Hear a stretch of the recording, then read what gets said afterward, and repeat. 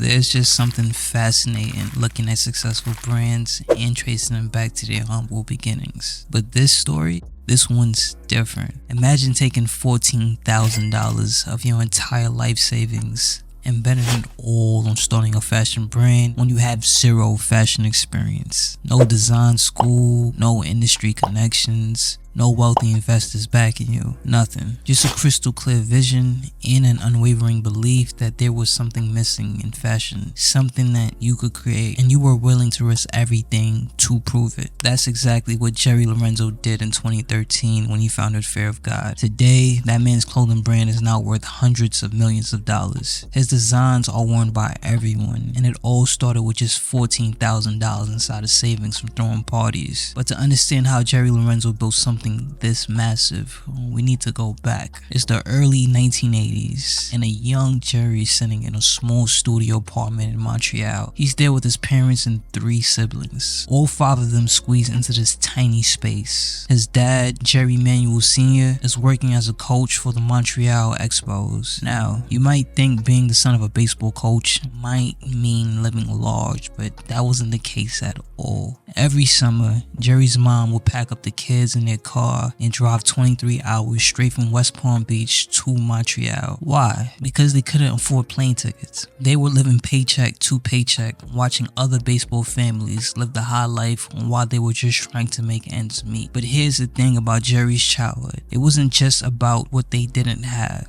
It was about what they did. Every morning, the family would gather around for devotionals. His mom had this book called My Utmost for His Highest. It wasn't just any book. It was the foundation of their faith. They read it together, talk about it, let it sink in. This routine was shaping who Jerry will become. They moved around a lot. Sacramento, West Palm Beach, Chicago, you name it. Every time his dad got a new coaching gig, the family packed up and followed. It wasn't easy being the new kid on the block all the time, but it taught Jerry something invaluable, which was how to adapt, how to read people, and how to bring different worlds together. His mom, though, was big into vintage shopping, always hunting for unique pieces at antique stores. Meanwhile, his dad was climbing the ranks in baseball, eventually becoming the manager of the Chicago White Sox and later the New York Mets. Jerry was soaking all of this in. His mom's eye for style, his dad's leadership, and his deep-rooted faith that said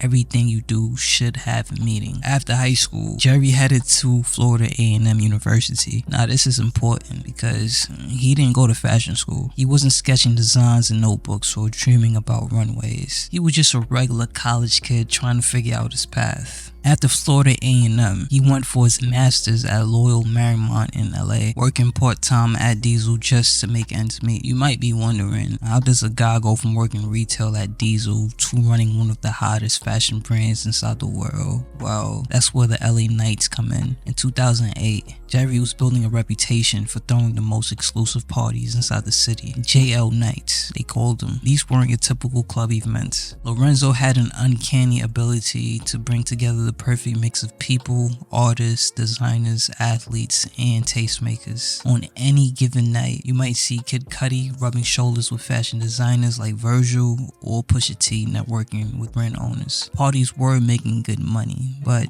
Lorenzo knew something had to change. He was about to become a father, and the late night lifestyle wasn't sustainable at all. But Lorenzo wasn't just collecting cover charges. He was building relationships that would later become invaluable. More importantly, he was developing an eye for what was missing in culture. This time was Lorenzo's crash course in understanding what people wanted, what made them tick. Every night, he watched how people dress, how they carried themselves, and what they gravitated towards. The key that I want you guys to take from here is he was building an expertise he didn't even know he needed yet. And I'm not just saying for you guys to go into clubs and parties, but whatever event you usually indulge yourself in throughout the days, just take note of that and see what people are wearing. It could be the gym, it could be a job you work in, it could even be a university you going to. Always take note. The parties were bringing in enough money to save up $14,000. For most people, that would be a decent emergency fund, but for Lorenzo, it became the seed that would grow into an empire. Every dollar came from those nights of building something from nothing. And in 2013, Lorenzo took all of it, every single dollar, and jumped into the deep end of the fashion industry. However, this transition from party promotion to fashion wasn't random. While managing MLB player Matt Kemp's marketing and image, Lorenzo found himself frustrated. He couldn't find the pieces he envisioned for his client. The clothes he wanted simply did not exist. That's when it all hit for him. If he couldn't find the pieces, maybe he just needed to create them himself. But let's be real here. Starting a fashion brand with $14,000 is like trying to open a restaurant with enough money to buy a food truck. It's barely enough to produce a small run of t-shirts. If you're planning your next drop and you're not 100% sure it's ready to sell out, I got something for you. I put together a free online assessment to help streetwear brands like yours figure out if you're really set to make your next release a success. This isn't just some generic checklist either. It's built to help you understand whether your hype is real and strong enough to drive demand, how to keep your brand exclusive while building recognition, and if your plan is tight enough to actually sell out. If you're serious about making moves, hit the link in the description, take the assessment, and find out if your brand is really ready for that release. The fashion world is notorious for chewing up and spinning out new brands, even ones with millions in backing. Lorenzo was about to enter this arena with the equivalent of pocket change in industry terms. Moreover, there's supposed to be a way for that. Design schools, internships, working under established names, building connections, then maybe launching your own line with serious backing. Lorenzo skipped all of that. No fashion schools, none of these internships, no industry connections, just his raw vision and savings. The risk was massive. Sometimes it just takes that grit to just dive headfirst into an industry you know nothing about. But it's not all glitz and glamour. Like, to be honest, them early days were brutal. Without any formal training in fashion design or manufacturing, Lorenzo had to learn everything from scratch. He drove downtown to LA's garment district trying to find manufacturers willing to work with his minimal budget. Of course, he got taken advantage of countless times. Production managers were stealing from him. One manufacturer demanded $10,000 upfront for fabric, then just disappeared. Another stole his designs. He estimates he lost around $30,000 learning the process and just learning hard lessons about who to trust. Remember, every setback was a business problem and a family crisis. But the dude had something that money could not buy, which was a laser clear vision. He wasn't trying to chase these trends out here or copy what was already here. He was creating pieces he wanted to wear himself. His first design was a short sleeve hoodie with side zippers. It sounds simple, but this is where his outsider perspective became his superpower. He found cheap fabric in downtown LA and paired it with expensive Riri zippers. It wasn't about following trends. It was about solving a problem he saw in his own closet. The next piece was an extra long t-shirt, but not just any long tee. Lorenzo had been buying from other brands, but was never satisfied. Some were too fitted, others too drapey. He wanted something that felt masculine but modern, so he created it. This attention to detail, this obsession, was getting things exactly right, and it would later become what we all know today as Fear of God's signature. Let's talk about that name for a second. Fear of God. It wasn't a marketing gimmick or a trendy phrase. It has this amazing backstory that goes way deeper than you think. Picture young Jerry sitting with his family, flipping through devotionals. Every morning they gather around that book, My Utmost for His Highest by Oswald Chambers. This book was basically the family's North Star. That gave him a really deep understanding of the phrase fear of God. Growing up, he noticed this fascinating contrast. If you didn't know God, that fear was like this dark, intimidating thing. But if you did know God, that same fear transformed into something totally different. This deep respect played a crucial, important role. It wasn't just about having a brand's identity or a brand's value. It was the values that he personally believed in. It's like when you're standing at the edge of the Grand Canyon, that mix of wonder and this is bigger than me feeling. That's what fear of God actually felt like. Lorenzo was sitting on this ideal for years, wanting to do something that connected with his faith, but in a way that wasn't corny. Then it hit him. This duality of fear, this mix of high regard and raw emotion, it was exactly what he wanted his brand to be. Not just clothes, but pieces that commanded respect while pushing boundaries. It's pretty genius when you think about it. Taking something so personal and turning it into this brand that speaks to people, whether they get the religious reference or not. Then came the breakthrough moment. Big Sean's stylist, a friend of Lorenzo's wife, pulled some of his long tees for the rapper. She pulled some of these long tees from Lorenzo's garage. They didn't even have the labels yet, but Lorenzo had obsessed over every little detail. The length, the drape, the neckline, just wide enough to show off the chains. And Big Sean liked them, and he wanted more. Now this is where most fashion stories would talk about overnight success, but that ain't what happened here. Instead, Lorenzo kept building piece by piece, relationship by relationship. He wasn't trying to be the next big thing. He was trying to build something that would last. A few weeks later, Lorenzo's phone rang. It was Kanye West. He'd seen the t-shirts on Big Sean and wanted to see the rest of Lorenzo's collection. Remember, y'all, this is 2011. Kanye wasn't just a rap superstar. He was becoming a major force in fashion as well. Lorenzo flew to Atlantic City to show his pieces to Kanye. What happened next would change everything. Kanye didn't just like the clothes. He saw the thought process behind them. As Lorenzo recalls, Kanye told him, "Man, I could see all the thought that went into this simple long tee." That validation from someone he looked up to was priceless. It confirmed what Lorenzo had believed all along. He was on to something special. But getting Kanye's approval was just the beginning. Lorenzo now had to build a real brand, and he approached it differently than anyone else in fashion. While most brands chase trends and try to be everything to everyone, Fear of God had a singular focus, creating timeless pieces that filled genuine gaps inside people's wardrobes. The brand's philosophy emerged organically. It wasn't about season or trends. It was about creating pieces that felt both familiar and new. A flannel shirt but with unexpected details. A bomber jacket but with perfect proportions. Each piece was designed to solve a specific problem or fill a particular void in someone's wardrobe. Every design decision was intentional. Take the brand's name itself, Fear of God. In an industry that often relies on rebellion and exclusivity, Lorenzo chose a name that reflected his faith and values. It was a bold move that could have alienated customers, and I know some of you are probably even thinking about that right now at this moment. Instead though, it added depth and authenticity to the brand. People weren't just buying clothes. Once again, they were buying into a vision. The brand's identity also developed organically through Lorenzo's unique approach to design. He didn't follow the traditional fashion calendar with its rigid seasons and shows. Instead, he released collections when they were ready. Quality over quantity became his mantra. Perfect execution over rapid expansion. This approach frustrated some retailers who wanted more product faster, but Lorenzo stuck to his guns. Social media played a crucial role, but not in the way you might think. Fear of God didn't blow up through influencer marketing or paid promotions. The brand built its following through organic connections. When someone wore Fear of God, I don't know about y'all, but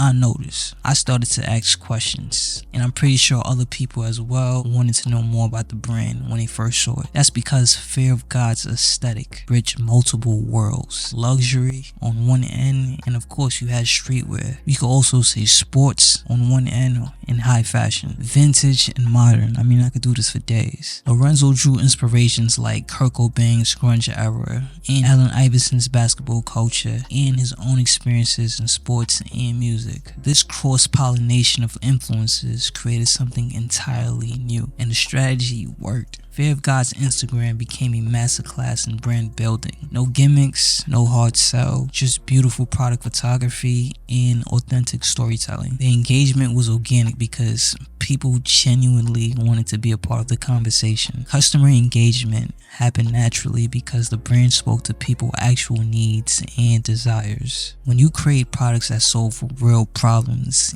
and reflect genuine values, people don't just buy them, they champion them. They become part of your story. And with that in mind, the same clientele allowed the brand to keep growing, and soon it would take a completely innovative step. Chances are you've seen someone wearing a hoodie with the word essentials in all capital letters spelled across the chest or back. Maybe at your grocery store, walking down the street, or all over your Instagram feed. Those pieces, they're from Fear of God too. And there's a fascinating story behind why one of the most exclusive luxury brands in fashion decided to create something that almost anyone could buy. By 2017, Fear of God had become the definition of luxury streetwear. Their mainline pieces were selling for hundreds, sometimes thousands of dollars. I mean, the brand was a huge success, but something was bothering Jerry. He kept thinking about his cousins back home, about the kids who loved what fear of God represented but could never afford it. As he puts it, I wanted to be where my cousins could see me and be proud of me. It wasn't about making cheaper clothes. Lorenzo had watched how other luxury brands approached their lower price lines, usually by creating watered down versions of their main collections. He hated that ideal. He didn't want to compromise on quality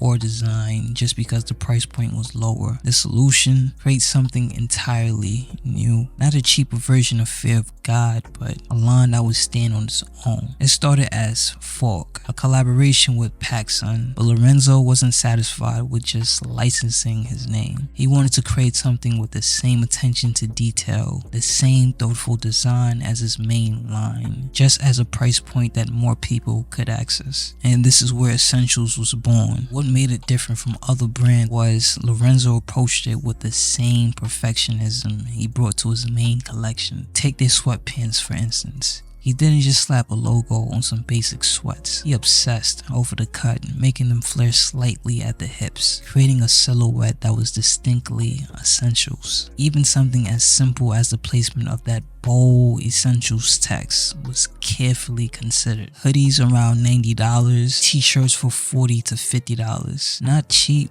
but not high either. The kind of prices where someone could save up for a piece they really wanted. And here's the genius part: everything was designed to work together. You could buy one piece at a time, slowly building your wardrobe, and everything would match perfectly, and it worked. The response was overwhelming. The first Essentials drop sold out just as quickly as Fear of God's main line. But instead of creating artificial scarcity, Lorenzo did something different. He made sure popular items came back in stock. The goal wasn't to create hype, it was to actually get the clothes to the people who wanted to wear them. Here was a luxury brand choosing to make their designs more accessible, not less. Instead of chasing exclusivity, they were pursuing inclusivity, and they proved you could do it without sacrificing quality or design integrity. Today, you're just as likely to see someone wearing Essentials at a high-end restaurant as you are at a gym working out. The line has become a cultural phenomenon in its own right, and with Fear of God becoming more than a clothing brand too, Lorenzo showed you that you could build a global fashion brand outside the traditional system. No fashion shows in Paris, no seasonal collections, no compromising vision for commercial gain. And remember,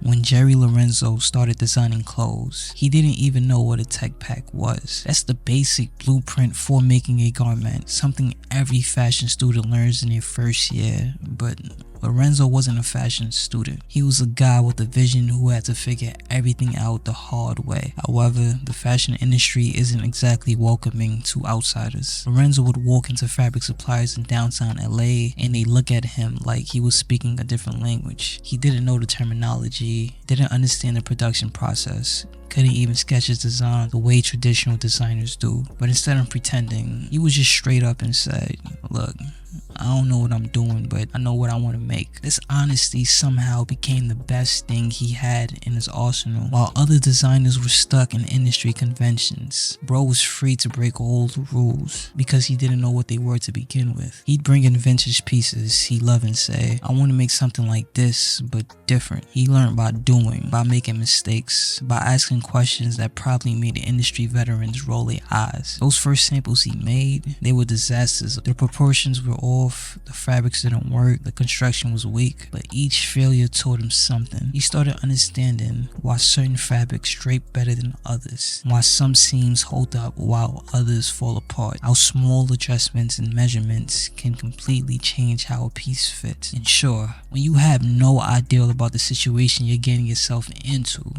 everything will be a nightmare. There will be people who take advantage of you, maybe people who scam you, plenty of business setbacks, and you lose money and patience. But that shouldn't deteriorate or stop any of you that's watching this video. And here's where Lorenzo's background in sports marketing came in handy. He treated each setback like a game tape, studying what went wrong and adjusting his strategy. He built relationships with reliable manufacturers, learned the importance of quality control, and slowly assembled a team he could trust. The breakthrough came when he had to design pieces for Justin Bieber's Purpose Tour. These outfits needed to handle stage lights, work with choreography, and look great from every angle. It was a crash course in technical design, and Lorenzo gave it his all. Fast forward to today, Fear of God had done something remarkable. It's changed how people think about American fashion. Before Jerry, luxury fashions were all about European houses. American brands were seen as commercial, not creative. Fear of God proved you could build a luxury brand from scratch in America without following the traditional playbook. And it all started with a guy with $14,000 in savings from throwing parties. Again, no fashion training, and a dream that most people would have called crazy. If you like this video,